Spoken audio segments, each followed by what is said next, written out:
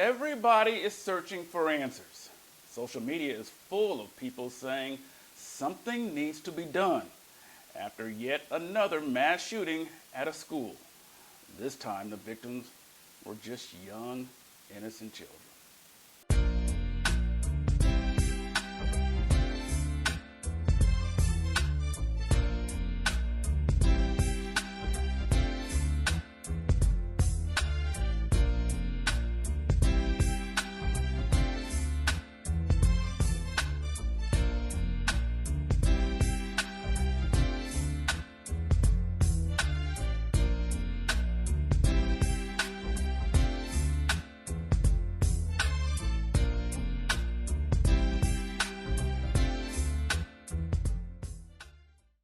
If it seems like mass shootings are happening more often, well, they happen about one every 12 and a half days, roughly 2 weeks.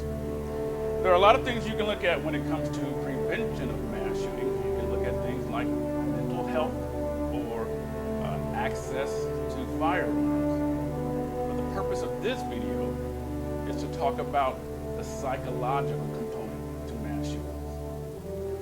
Researchers James Mendel and Jonathan Ivey describe it as a contagion effect. People imitating others. We know it as copycats. If we can we pan over here? I want to show you, if we can, excuse me guys, the student. 21 years ago, I had the unenviable job of covering a mass shooting in California at Santee High School just outside of San Diego. A 15-year-old student opened fire, killing 2 students and wounding 13 others.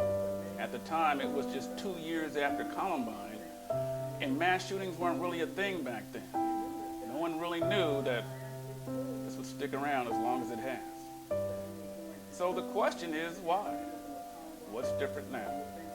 We've all heard the stories of the perpetrators, usually people who don't fit in, or they've been bullied, or for some reason, they're extremely depressed and don't see any way out other than to take their own lives in the process of taking others. But teenagers and depression and suicide, that's nothing new. I remember when I was in high school, there were movies on ABC talking about teenage depression, teen suicide. I believe we even had a special meeting in the auditorium at the gym talking about that. But what's new? Why have things changed? It's a copycat effect. Once it's been done, you're letting others know that when they feel the same way, this is a possibility. I was in the media for many years, and we were always told we don't cover suicides. That's not something we put on the news unless it's a very important or famous person.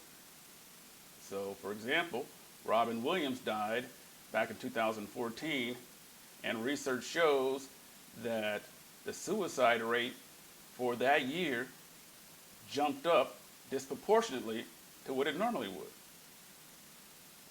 Researchers say that's part of the copycat effect.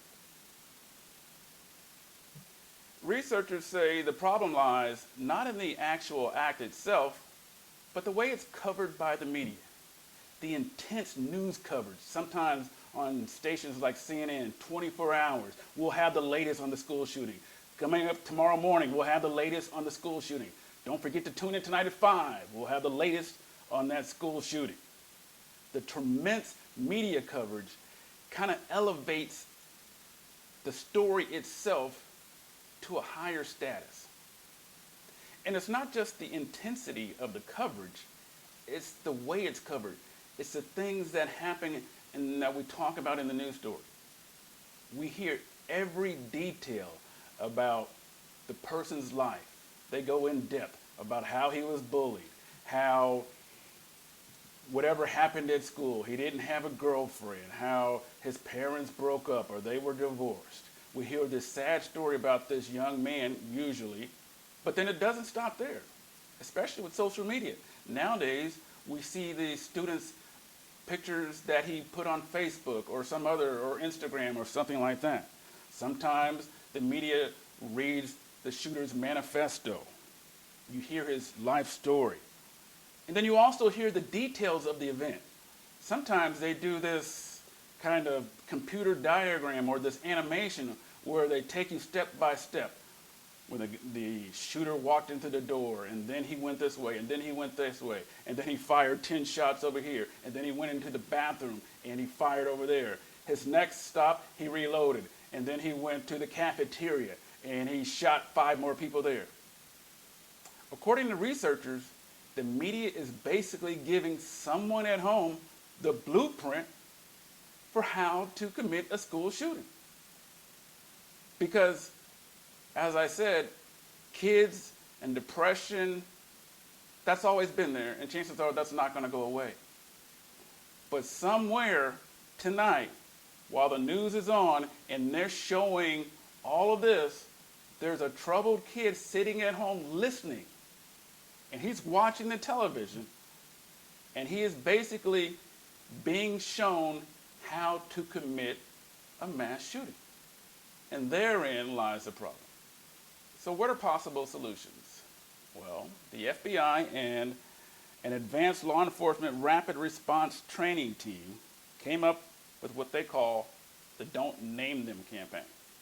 They came up with several strategies on things the media can do to hopefully prevent tragedies like this in the future. One of them is present the shooter in a negative light. They also say reduce the overall duration of the coverage, the amount of coverage. You don't need to do it all week. You don't need to say we have 24-hour news coverage. You can limit it to after the first day, maybe just one quick story each news cycle. Another recommendation they have is to limit the amount of live coverage. This kind of elevates the status. It makes it sound really important. And it is. But the problem is there's someone at home watching this who has problems, who has issues, and they see all this news coverage, and they are thinking to themselves, yeah, that could be me. That could be me. Because they're already having problems. So they're not thinking logically. They may want to kill themselves, and they're thinking this is the way to do it. And this is how I'm going to go out. I'm watching it right here in front of me. This is what I'm going to do. And in the case in Santee in San Diego years ago, that shooter said he told some of the students he was going to pull another Columbine. He told the students that, but they didn't believe him. And in a sense, why would they? It had never really happened before. Hopefully nowadays, if somebody says that, the students perhaps will turn them in. But even then, that's tough because especially if it's your friend. And then they say, yeah, I'm just joking. I'm not going to kill anybody. If this is your friend, are you really going to go tell somebody? Because you probably believe he's joking. While doing research for this story, I kind of came up with my own thoughts. It's not really related to the media, but I feel there has to be some sort of way that we can find these people beforehand. As we said, these are usually troubled young men, teenagers, and they are the ones who have issues, and this is how they see. To me, there needs to be some sort of way to find these potential killers ahead of time, because we have a sense of who they are.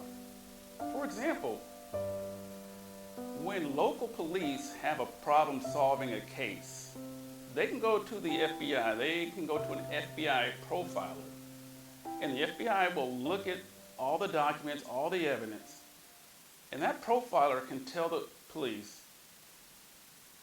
what the person's age, the suspect's age is likely to be, where that person probably lives, what kind of profession that person works in, and perhaps a few more details.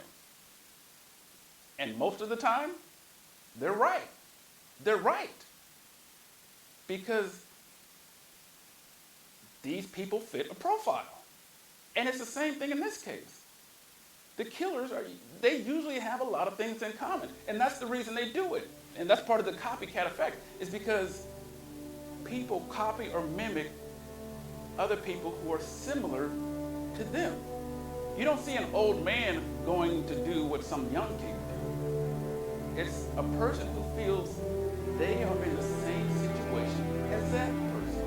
So the kid at home, when the media, when they see all of the details of this kid's life and this story and how he was picked on and this situation happened with his parents and he didn't have a girlfriend, and this kid at home is thinking, that's me. That's me. I'm just like him. That's me. I've got those same exact problems. So, if we can find those kids ahead of time, then maybe we can do something. Maybe we can help them out. I think perhaps some sort of watch list. Every year, teachers, administrators get together and they think to themselves, who here is most likely? Who here is most likely? If we just put all our heads together, we think about it. We've seen everything. We've seen all the kids at lunchtime. We've seen them we know what's going on. We've seen who's been in fights. We've seen, for the most part, who's been picked on. Who here, if we had to choose, if we had to bet, who would be the ones most likely to do something like this? And then once you come up with a few names, put them on a watch list. I don't want to take away or violate anyone's civil rights. I don't want to violate anybody's privacy, but just some sort of list where you keep a watch on them, but more importantly, perhaps you get them help. If this kid is being picked on, I mean, there's so many anti-bullying campaigns. Okay, yeah, but it happens. So if we find this kid and say, hey, how you doing? You know, and you don't need to let them know that they're on a watch list, but you kind of do some counseling without letting them know they're being counseled. And periodically check in on them. And I don't know. I don't have the answers. But a combination of that and the media doing what they recommended, I think could go a long way. But those are just my thoughts. And I know everybody's looking for answers. But the copycat effect, contagion effect is real. It's been proven. So if you want your politicians to do something, but nobody knows what to do, hey, put some pressure on these local stations or all these news outlets, because it's getting worse and worse. 24-hour coverage, and it's not going to end. It's not going to end unless, as you said, as you all say, hey, we've got to do something. We have to do something. Maybe there can be some laws or some guidelines. Just like we didn't report suicide, maybe there has to be some guidelines on whenever there's a school shooting, this is what we're going to do, and every station has to follow it.